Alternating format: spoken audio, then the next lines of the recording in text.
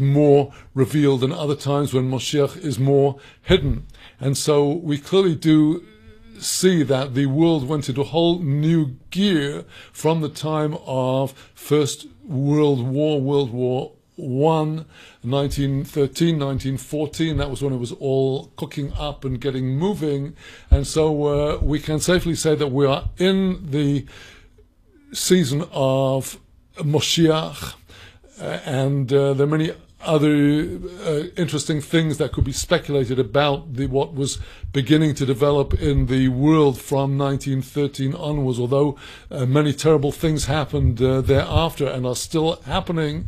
We do see that Israel is making strength, that the souls of Israel are returning, and may we be ready to greet Melech Moshiach through our own good deeds and our attachment to the Torah very quickly in our days. So with that, we shall take a brief interval, and I'll be back with our Mishnah studies in just a few minutes.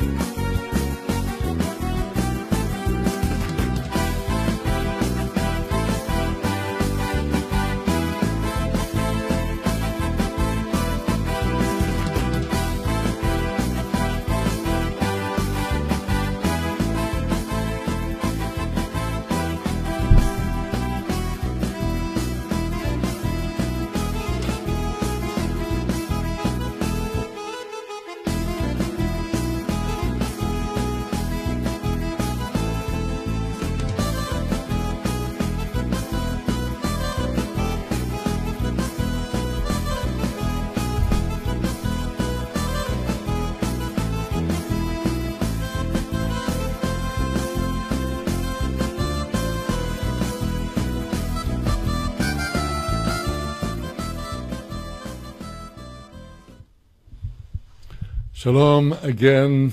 Here we are now coming back to our studies with a most amazing chapter of the Mishnah that we are beginning today. Shalom and welcome today, the 18th day of the month of Menachem Av of the year 5776, corresponding to the 21st of August of the year 2016. And today we begin a new chapter in the tractate of Sanhedrin, the chapter 8, Perek Ches, which is known by the opening words which introduce its subject, Ben Soirer Umoire, the chapter that will deal with the law of the son that is turning aside and rebelling against his parents.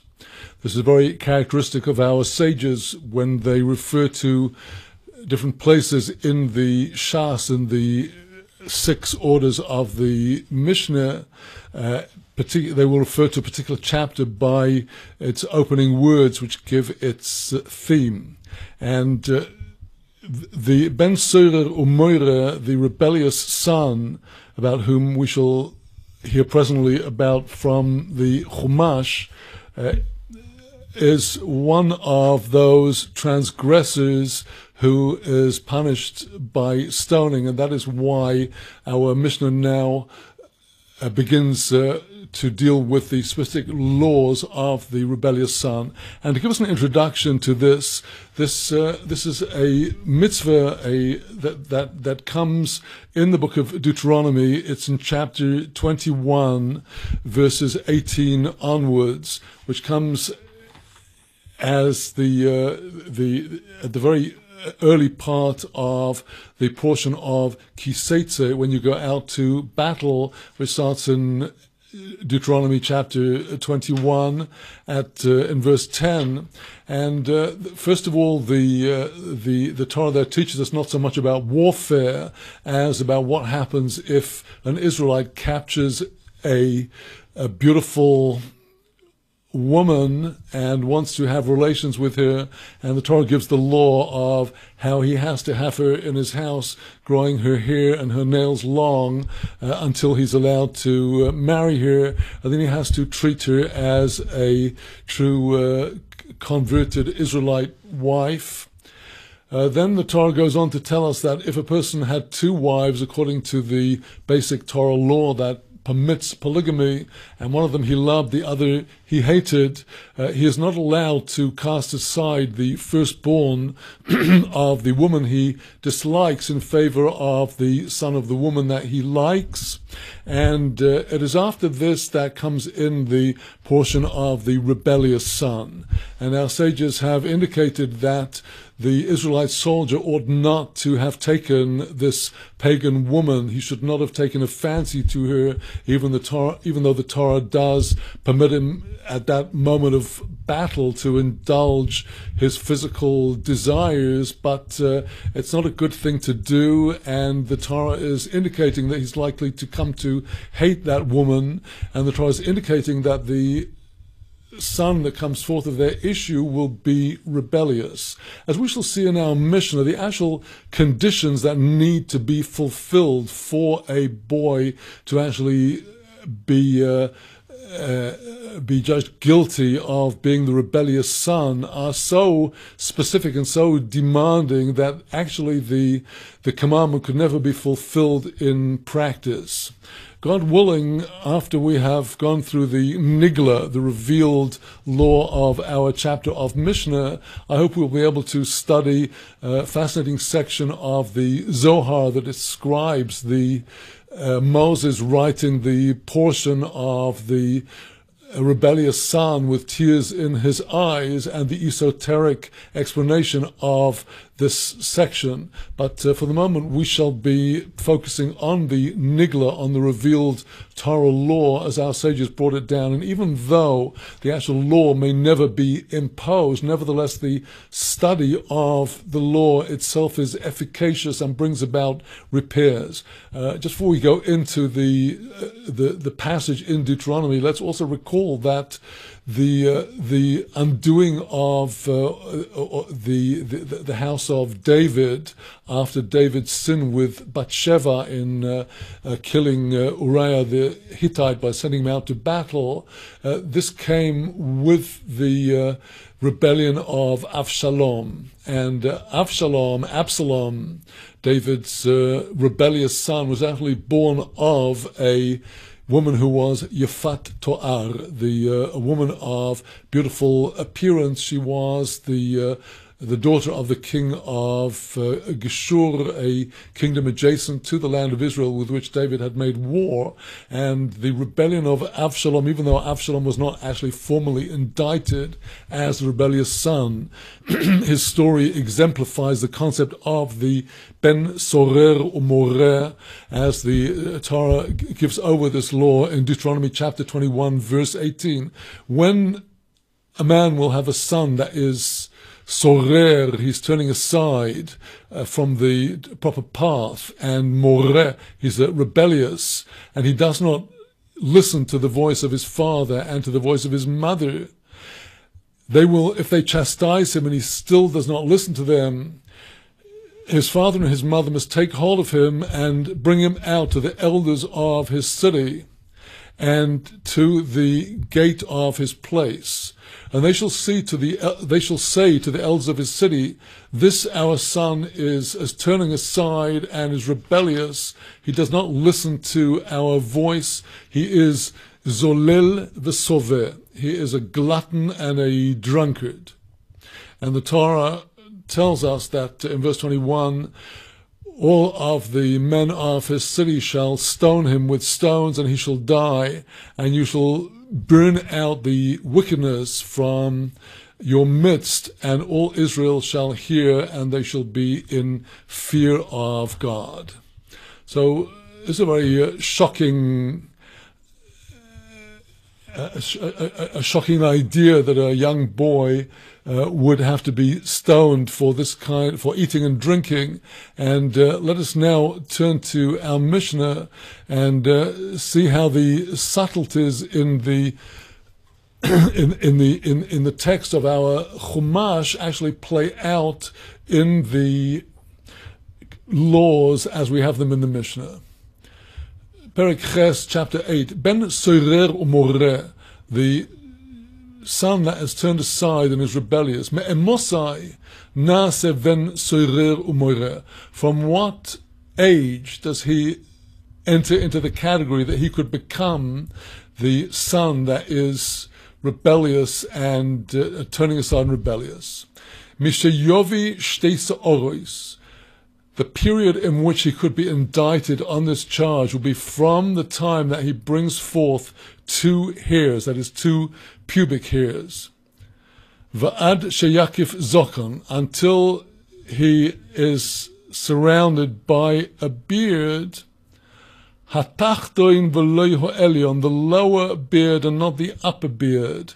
Not the upper beard on the face. That's not what we're talking about here. We're talking about the lower beard, namely the pubic hair around the genitals. As soon as the genitals are surrounded by hair, the hair of puberty, then he's out of the category of being able to be indicted on this charge. So why do they call it the lower beard and not the upper beard? Elo shedibru chachomim beloshan nekir. For our sages spoke in a clean language. They did not want to refer specifically to the erogenous zone, so they used this pure language of the lower beard.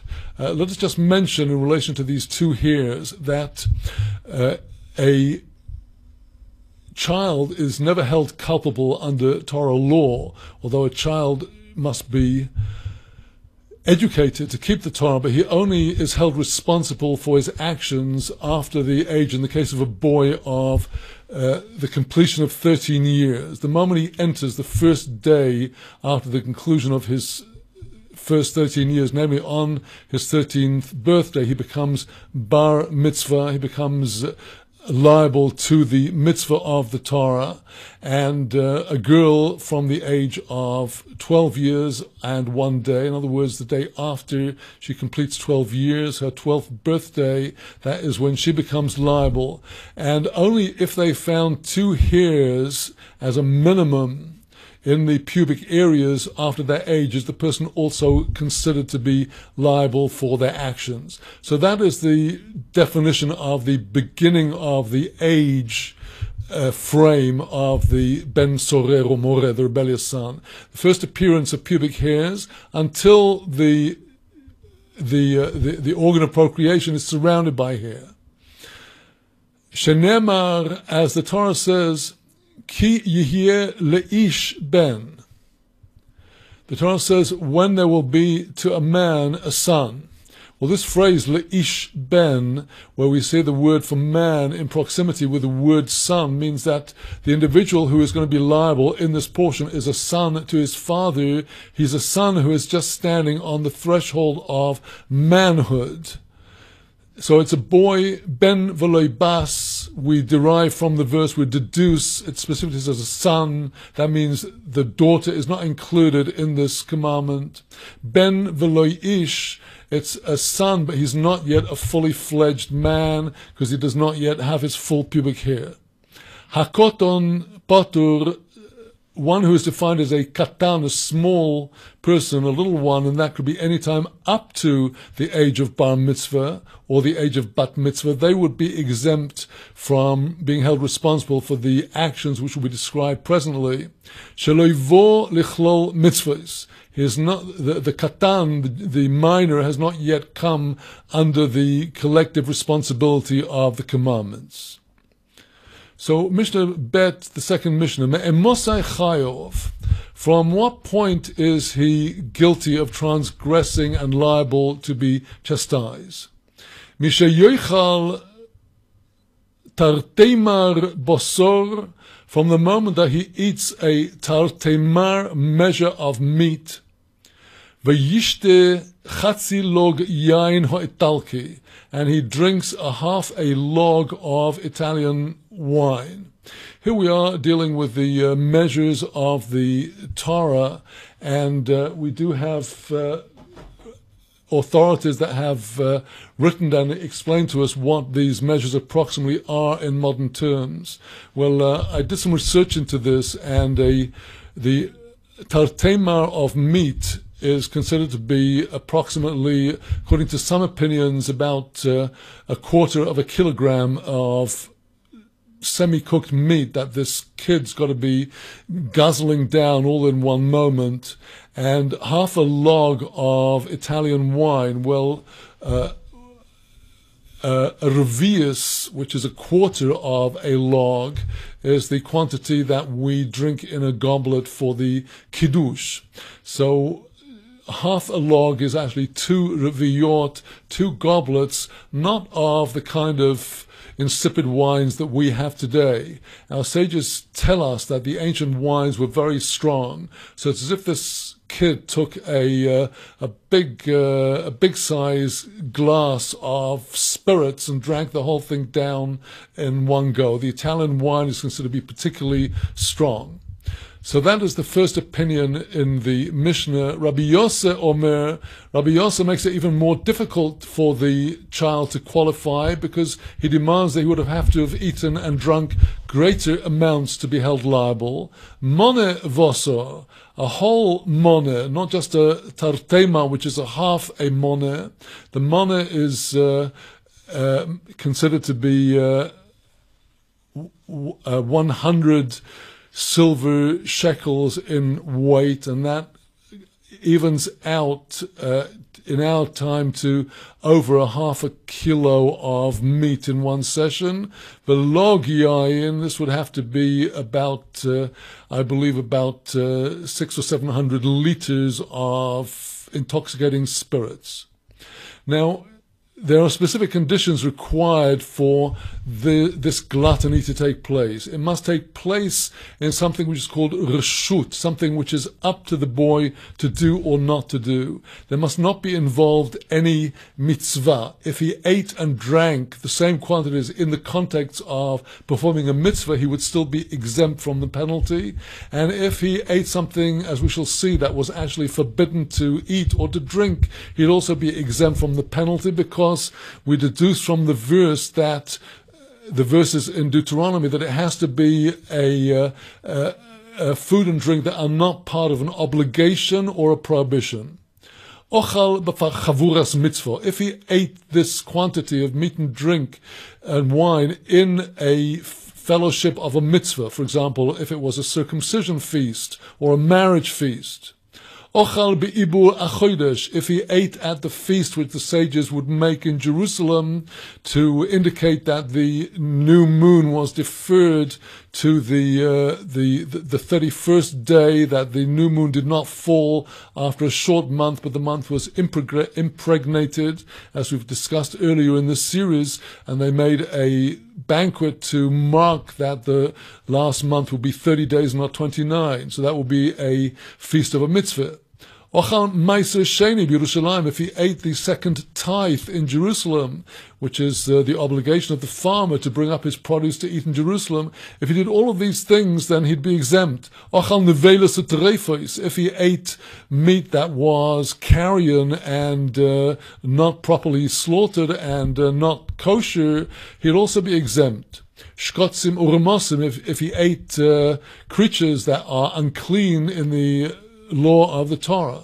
Ochal tevel, if he ate produce that had not been tithed. Umaiser rishoin shelo nitlot trumosoi, if he ate the first tithe, the tithe of produce given to the Levite that had to have a tenth of itself separated for the Kohen priest, and if the priest's truma had not been separated, that's a prohibition to eat that, so he'd also be exempt.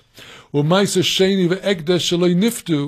he ate from the second tithe, which was supposed to be taken up to Jerusalem, but they were going to redeem it for money, or if he ate from holy sacrificial portions that had not been holy dedicated animals that had not been redeemed from the temple, he'd also be exempt. Ochal dover shehu mitzvah, if he ate something that was a mitzvah, b'dover shehu aveiro, if he ate something that was bound up with a sin, either way he would be exempt. Here, this phrase, which seems to be repetitious, indicates that even if he ate or drank something that was forbidden only through some interdict of the sages, he would also be exempt from the liability.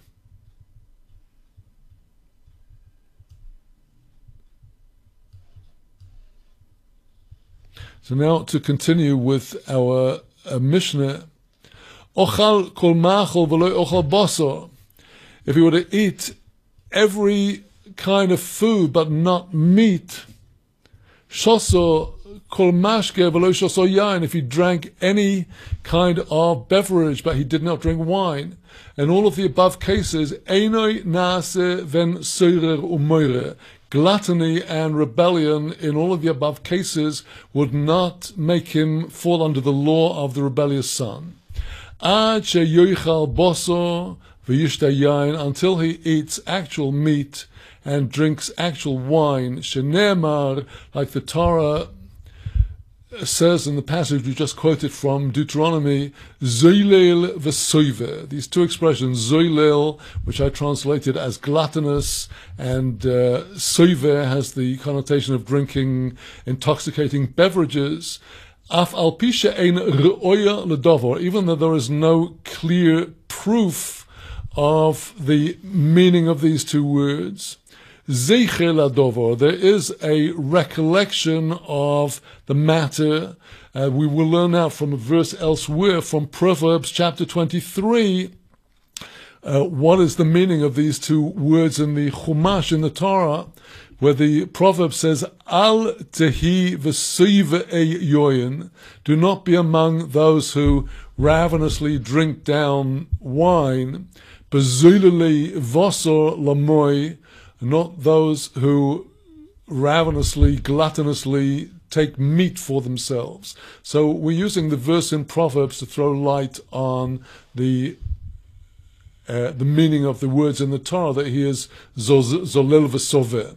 It's indicated from Proverbs, it's meat and wine.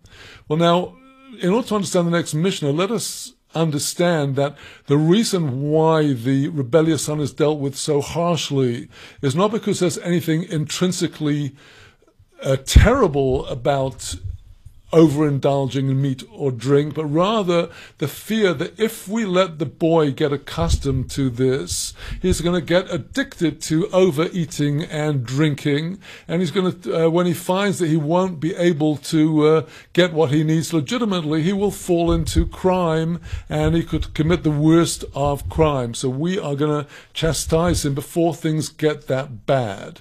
So now this is a boy that is in his father's house, and it's got to be that he steals from his father's stock of wine and meat, but does not eat it in his father's house, but outside his father's domain, because if he's going to eat it in his father's house, he's going to be constantly watchful and fearful, so he won't get too much drawn into this overindulgence. But if he steals it and then goes outside the domain, he's very likely to say, oh, this is great, and just do more and more.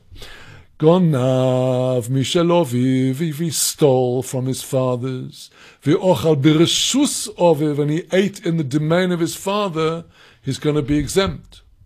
Mishel acherim, V'ochal b'reshus acherim, if he stole from others and eat in the domain of others, we'll see he's going to be exempt. Mishel acherim, V'ochal b'reshus oviv, if he ate the meat and wine of others, but he ate it in the domain of his father. That does not turn him into the category of the rebellious son in the Deuteronomy passage. Until he fulfills these conditions, he's got to steal from his father, and eat in a relaxed manner in the domain of others. Rabbi Yosef, the son of Rabbi Judah, makes it even more difficult to fulfill the conditions to nail the boy. Only if he steals that of his father and that of his mother. Of course, the laws of a married woman's property rights are very complex, but while many of a wife's possessions are under the control of her husband, there are conditions in which the married woman has property of her own that is not subject to the jurisdiction of her husband. It would only be, according to Rabbi Yosef bar Yehuda, if he ate from those possessions of both his mother and his father, that the conditions would be fulfilled. So now let us continue to the fourth Mishnah of our chapter, and let's try and get it into a little better focus so we can see the whole of the Mishnah.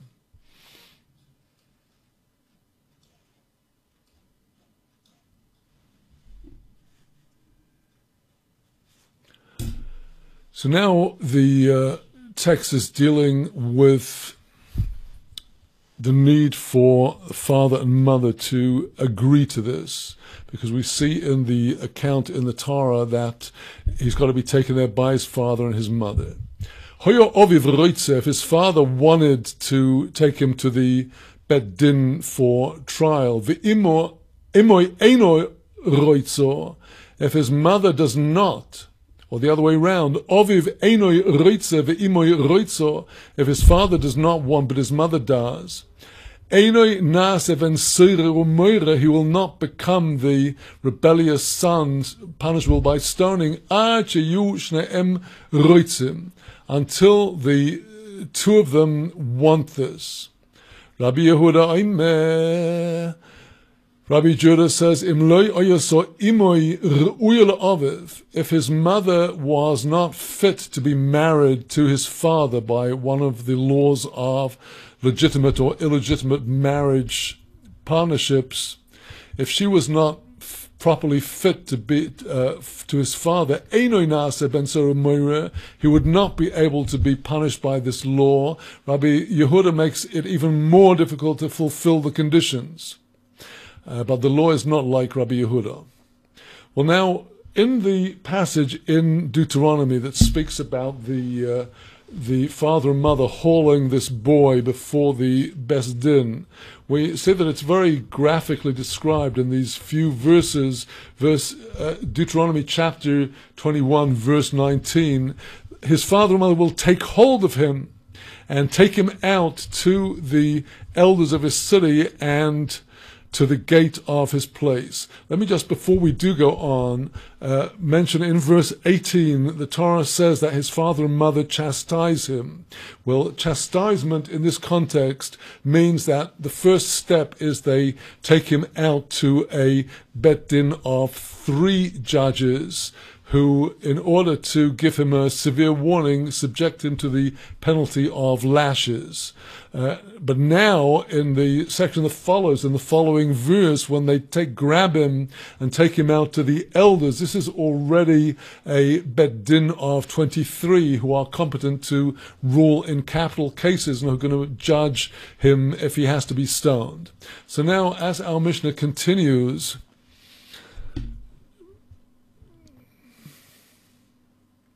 if one of the father or mother was a gidem, namely they had a stunted arm, or chigir if they were lame, or ilem if they were dumb, or sumo if they were blind, or cheresh if they were deaf, he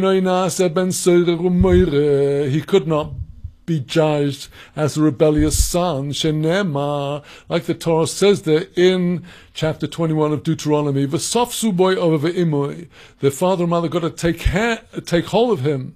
V'lo gidmin, that means that this would not include if the father or mother did not have one of their hands. V'hoitziu oisoi, they've got to lead him out.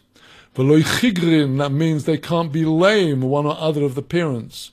V'amru, the passage says they've got to say before the elders. V'lo ilmin, that means they are not dumb. B'neinu zeh, they point to this child of ours that we took before the bet din of 3 members to have him lashed. He's gone back, he's reverted. But this boy, v'lo sumin, that indicates they're not blind. They've got to see who they're pointing at to the judges. They tell the elders he's not listening to our voice. That indicates they are not deaf. Masrin boy bifnei shloisha, the first step in the proceedings. Masrin boy, they would warn him in front of 3 judges. Umalkin oiso, they would submit him to the penalty of lashes. Chozava kilkel, if he went back and did more damage. Nidoin be'esrim u'shleisho, he is judged before a panel of 23 judges. V'yeno niskal achi yusham shleisho orishonim, he cannot be actually stoned until the first 3 judges who presided over the lashes were also present. Shenema, as the passage says in Deuteronomy, B'neinu zeh, this our son that you 3 saw earlier. Zeu sheloko b'fneichem, this is the son that was given the lashes in front of you. Borachat shelo nigma dinoi, if the boy ran away before the end of the proceedings. V'yahakach hikif zokana tachtoin, and after that, before they could get to the end of the proceedings, he already has genital hair, the lower beard all around the genitals. That means he's gone out of the time frame for being liable. Since they didn't complete the proceedings, they no longer can. Patur, he's going to be exempt. Ve'im, however, if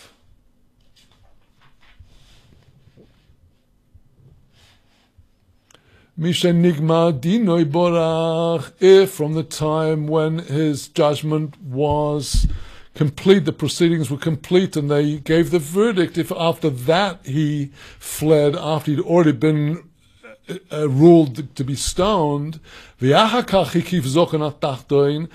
after, it was only after the final judgment that then he attained complete puberty, chayov, he will be liable to receive the lashes.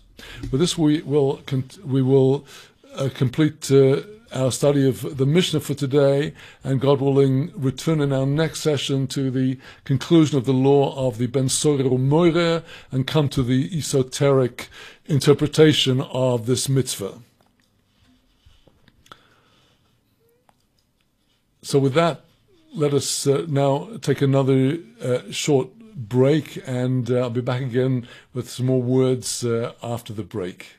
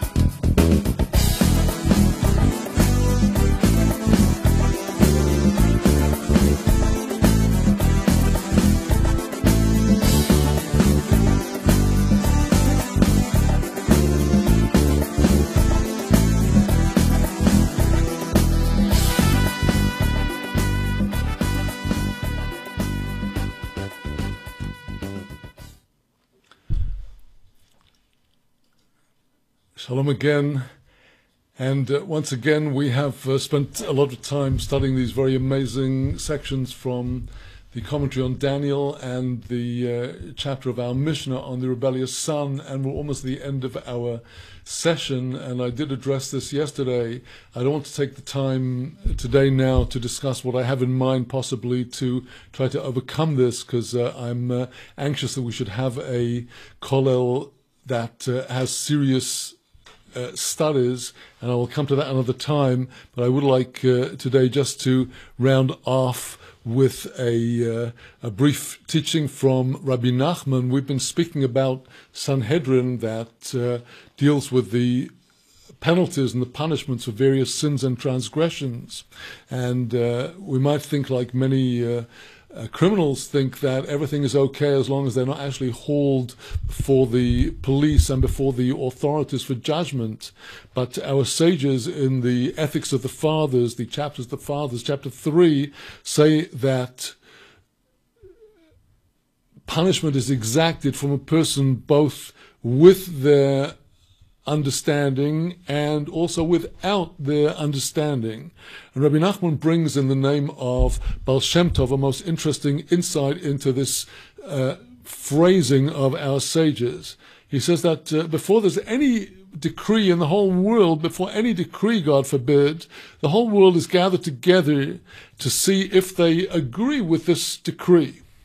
And this individual who is going to be judged for his deeds also, against whom the decree is being made, he is also consulted if he agrees with the decree that is going to be imposed. And after that only is the proceedings brought to a conclusion, the case is decided in the heavenly court. And explains Rabbi Nachman that certainly if you would ask the person himself, is it proper that he should have this decree made against him, he will certainly deny it and say that that is not the proper way for him to be treated. But what they do is they actually deceive him by asking him about a parallel case. And they ask him, well, in such and such circumstance, if somebody did such and such, how would you say they ought to be treated? And he himself passes the judgment, and without realizing this actually himself that he's being asked about. We find this with King David when he had sinned with Bathsheba.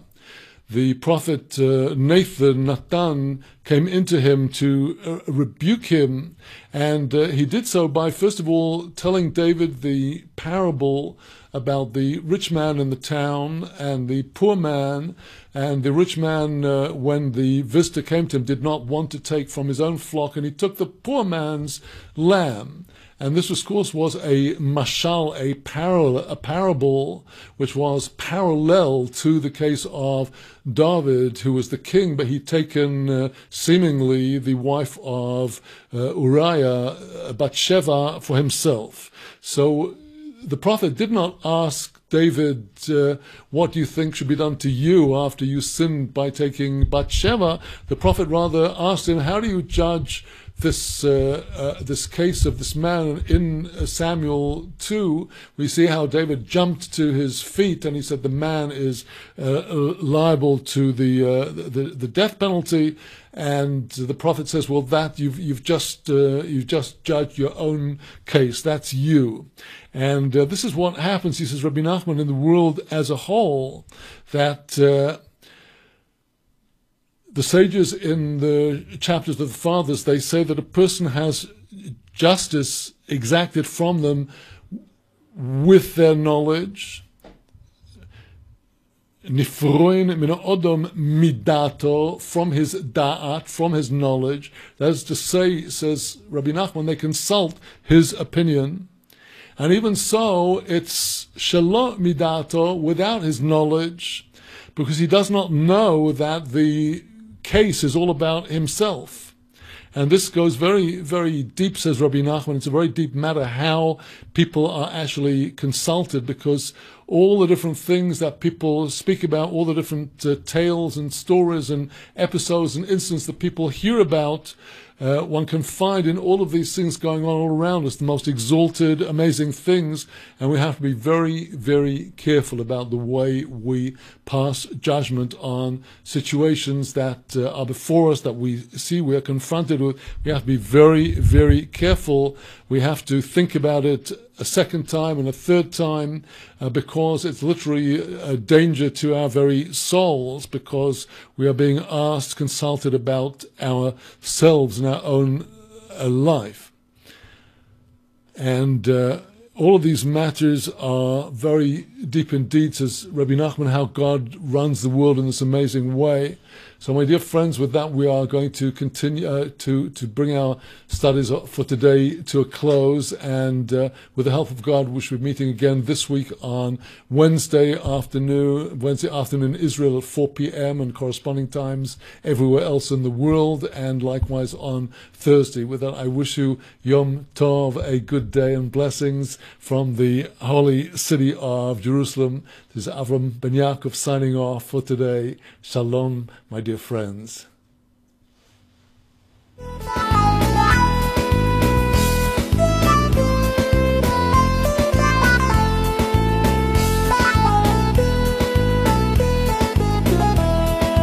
Become a masterpiece of creation by studying the Torah here on the Torah Learning Channel. You can find us at TorahLearningChannel.com.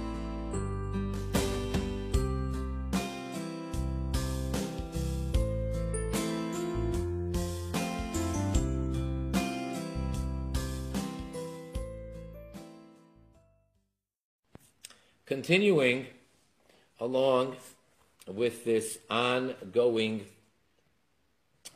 study session that we are in the middle of for the past number of classes. So again, as a reminder, or for the newcomers, we are studying a section in the Encyclopedia Talmudis, the Talmudic Encyclopedia. We're in volume Hey, which is 5, and we are in the section which is entitled Goy. Currently, we're on the bottom of page Shin Zayin, which would be the equivalent of 307. The last few lines, last paragraph, on the right-hand column, which is page Shin Zayin. We're in the middle, actually, of discussing vows that a non-Jew makes, how and when and if they're binding, to what extent, and so forth. So this is all part of the section on Goy. Gadol she'eino yodea lahaflos. An adult, someone who's over bar mitzvah, who does not know how to make a proper vow, meaning she'eino yodea l'shem mi nodar. He does not understand for the sake of whom he made his vow. Af al pi shebi Yisrael dvarav kayomim, even though with regards to a Yisrael, to a Jew, his words are still binding. And if an adult Jew who's over the age of bar mitzvah, he's legally a mature, adult, responsible Jew, when he makes a vow, a neder, even if he does not know, we asked him, we investigated, we tested him, and he does not have the proper knowledge, that's too bad. It's still binding, and he's still obligated. However, begoy she'eino yodea lahaflois ein nedarav klum. A goy, a member of any of the nations of the world other than being a Jew, who, even though he's an adult, by all accounts, but he does not know to whom he made that vow, he does not understand what that is, then all of his vows are null and void. Now, why the difference? Shenisma'et me'ish ki yafli ha'amur beparashas arochim. Because there is a certain language in the Chumash, in the text of the Bible, which exempts, which excludes anyone who's not Jewish from the wording in the section of Arachin, which is, as we've mentioned, in the book of Vayikra, Leviticus, chapter 27. That would be Parshas B'chukaisai. The word says, Ish kiyafli, shedavka b'yedei lahaflois, that it only applies if the individual knows how to make a vow. All right, so that is an accepted fact which is stated clearly in the Talmud. However, the interpretation and to the extent of what that means is disputed, as we're about to see. Okay. But what I said now, without explaining, that is that is accepted by all. Now, here's the argument. Yesh mefarshim, there are those commentators that explain as follows: Shehadvarim amurim b'negel arochin, that statement that we just said, that for a Jew, a Yisrael, if he's an adult, even if he doesn't know what the neder meant, he didn't understand to whom he made the vow, it's still binding and he has to keep it. And for the non-Jew, who's an adult, if he doesn't know to whom he made that neder, what it means, then it's not binding. Some say that it only applies with regards to the very specific type of a vow that we're discussing called arochin, which, briefly to remind everyone, that is when a person makes a vow by saying, my erech, my value, or the erech of so-and-so, and speaks about a specific person, is upon me. So then there's a list over there in Vayikra 27, a chart, if you will, as to the gender and the age, male or female, from age 30 days till age 5, from age 5 to 20, 20 to 60, 60 and above, and male, female. So that in that case, whether we're going to go with those that as we discussed in the last class, that there are those that hold that non-Jews can make this type of a vow. So if the individual does not know how to do it, he doesn't understand what he did, even though he used the right wording. So if that non-Jew would have understood that when he says, erech so-and-so is upon me, and he used an example of a Jew, but he didn't understand that by saying so he really does make a vow to God and therefore owe the money to the Holy Temple, so then they're exempt. Or whether it's with the opinion, as we learned in the last class, that some say that non-Jews cannot be ma'arich. He cannot say that the value, the erech of so-and-so is upon me. It's not binding. That was only said if he doesn't know, if he doesn't understand what it means when he makes this vow. And the whole dispute is only with regards to the ones making the vow. And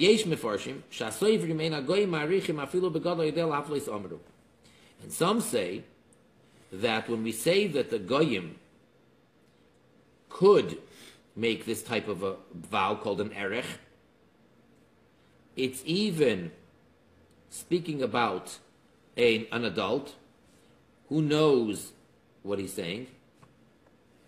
I'm sorry, when we say that they can't, when we say that they cannot make a vow, that they're not included in this type of a vow, that's even if it's an adult who understands exactly what he's saying.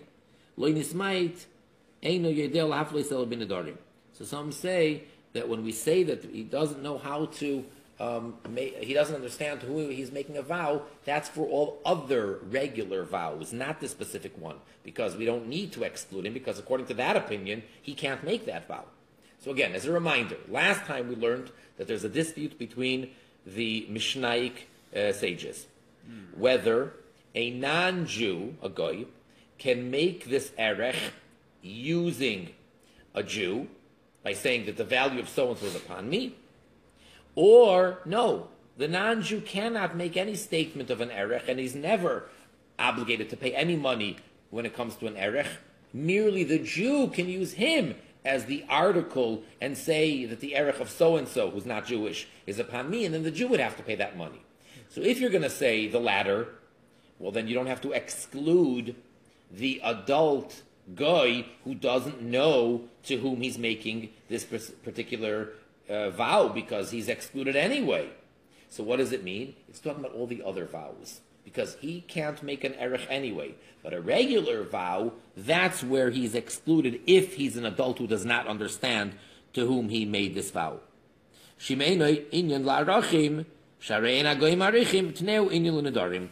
have a rule that if it doesn't apply, in this case, like here, it wouldn't apply to the erech because he's excluded anyway, so then apply it to regular vows, to nedarim. Okay, so this dispute is between Rashi and the Tosfos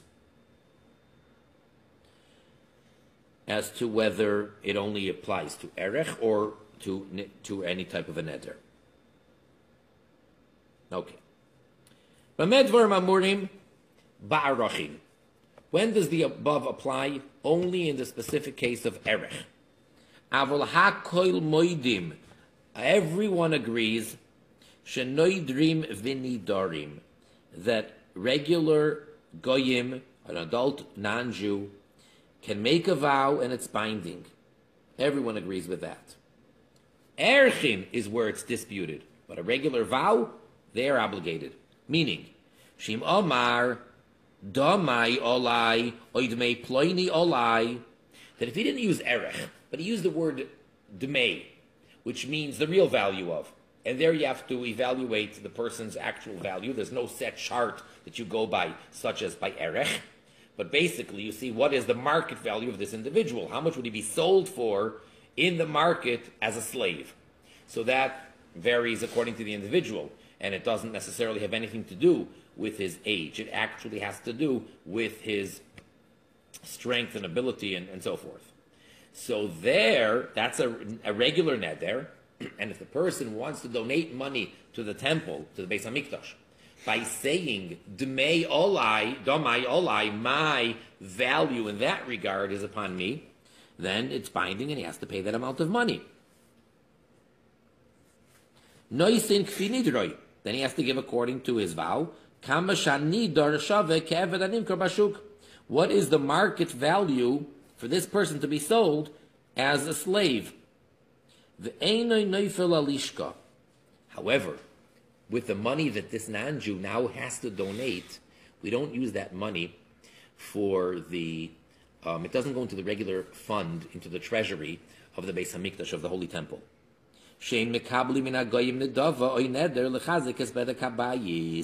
As we explained in the last class, it is forbidden, based on a verse that we quoted from Ezra, it's forbidden to accept donations, any type of donation, whether it's a nedava or a neder, which are two different types of donations, from non-Jews in order to strengthen the breaches, or in order to keep the maintenance, the upkeep of the maintenance of the Holy Temple. We can't accept it. But this person has to give the money, though, to the temple. So what do? We can't accept it because of that verse that we quoted. So what do you do with the money? He's got to give it to the temple, but then the treasury of the temple is not allowed to accept it. So what we need to do is, the goy needs to be examined, he needs to be tested, and we need to find out, what did he have in mind when he made that vow? Whose frame of mind, if you will, did he have in mind? If he had in mind